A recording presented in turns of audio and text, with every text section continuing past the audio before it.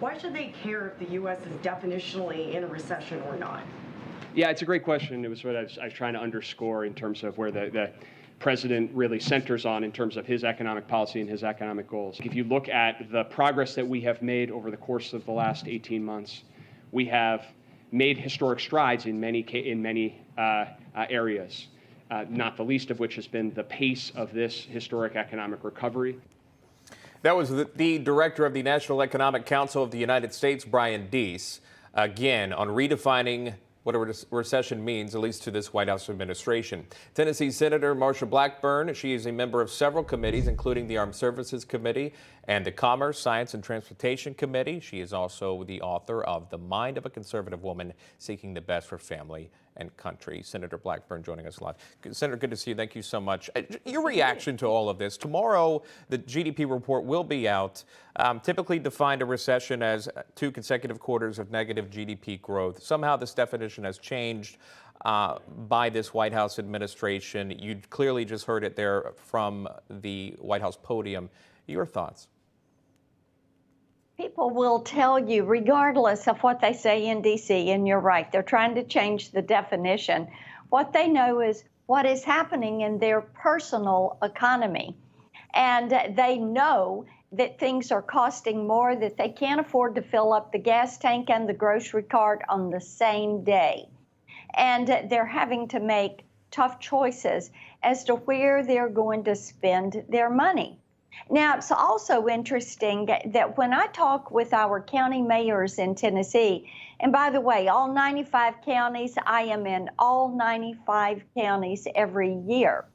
And what we are hearing is that whether it is the Sheriff's Department, EMS and first responders, the road department, keeping buildings heated and cooled, the school system with buildings and school buses, the transportation and the heating and cooling budgets are having to just about double in order to be able to cover the basic costs. Now, this means there is no money left for nice projects, new parks, or a bike trail, or an ag center, or a performance hall that communities or counties were wanting to put in place. And why is that? Biden inflation is eating up every single dollar they can put their hands on. You talked about Tennessee. I want to focus in on that if I can. In the midst of these inflation issues, there have been talks about China buying up farmland. I know that Yes. you tweeted this out yesterday to get the viewers caught up here.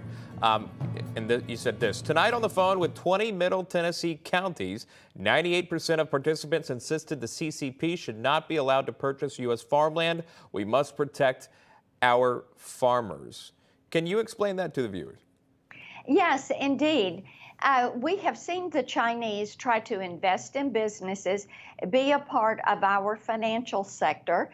Then they began to buy property in large cities, and now they have decided they're going to buy U.S. farmland.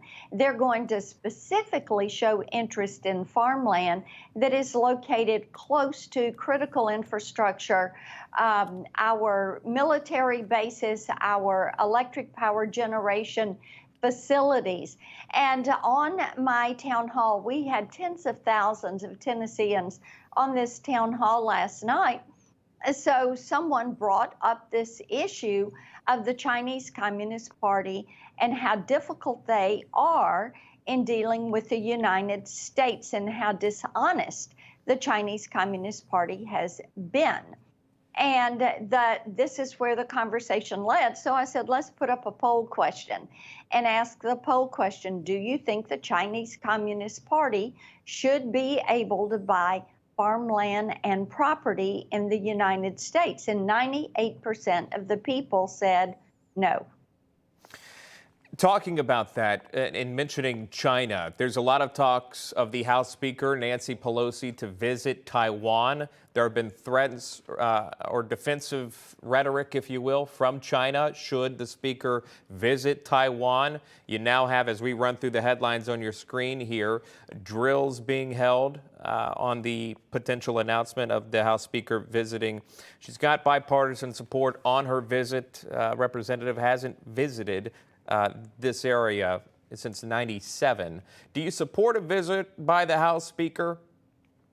I think not only the House Speaker, but other members of the House and Senate should visit Taiwan, and they should be active in the Pacific Island region. When you look at Indo-PACOM and you look at the advances that the Chinese Communist Party is making there, you look at the brutality of the Chinese Communist Party to the Chinese people and to others in that region. And you know that the U.S. has to be present in this region. We have to allow our friends to know that they are our friends and allies. We need to continue to support countries in that region as we have supported Australia with the shipbuilding. We have supported New Zealand. We are showing support, whether it's the Solomon Islands or Papua New Guinea. We have to push back. The Chinese Communist Party has recently entered into 52 different bilateral agreements with countries that are located in this region of the world. We cannot let them use their Belt and Road Initiative, their debt diplomacy, their penchant for great power competition to push aside the United States and the free world in this region. Talk to me about TikTok. This is getting a lot of play as well. There are many calls for TikTok to be pulled down off these app stores. There's always this concern or worry that TikTok's taking your information. And TikTok, again, owned by ByteDance. ByteDance is headquartered in Beijing. In June, you penned a letter demanding answers on TikTok's backdoor data access for Beijing. What's happening here? Is progress being made? Is TikTok still a concern for you, for the American people, really for parents? Talk to me about that. Yes, TikTok is a major concern, and here is the reason why. They are, as you said, owned by ByteDance. ByteDance has a member on their board, and ByteDance thereby has access to all the information that is there on TikTok. Well, what is TikTok doing with this? TikTok China is an educational platform. TikTok USA encourages all of these frivolous competitions and videos that are many times inappropriate for children, and they push that type content forward. Thereby, they are gathering all of this information. What are they doing with it? They're storing it. How are they storing it? They are building basically a virtual you of all of these young people that are on TikTok. How do they plan to use this information? Well, you can look at what the Chinese Communist Party has recently done.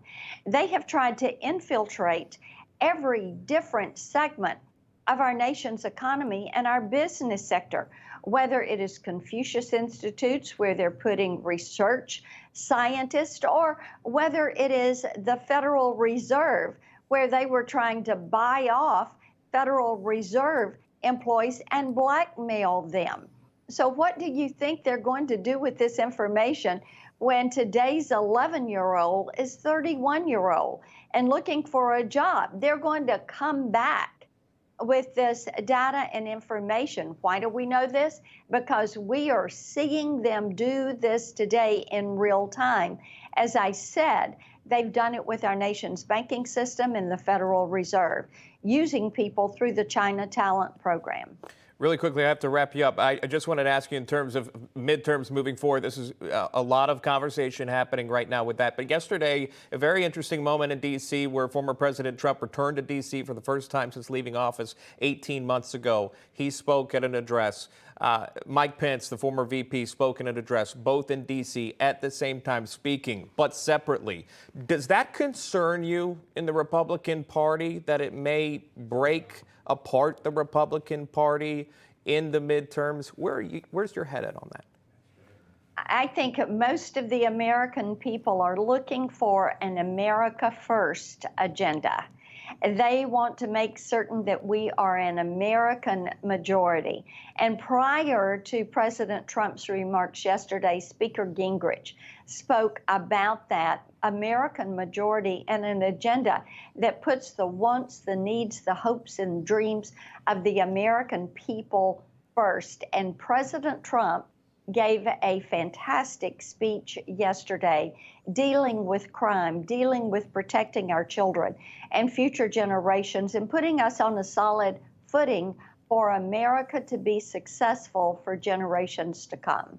We'll leave it right there. Tennessee Senator Marsha Blackburn joining us live here on National Report. Senator, always a pleasure. Thank you. Hey guys, it's Rob Carson. I want to tell you about the Patriot Gold Group. But first, let me tell you that the S&P has already lost $8.2 trillion in 2022. Did you know that? Peak inflation is not even hit despite the Fed rate hikes on groceries, on gas. You know it as well as I do. Morgan Stanley and Goldman Sachs are warning of another 20% drop. Inflation is winning in a knockout right now. The Fed is going to raise rates again at the end of July. Meanwhile, Goldman, Wells Fargo, and Bloomberg are all forecasting gold to surpass all-time highs.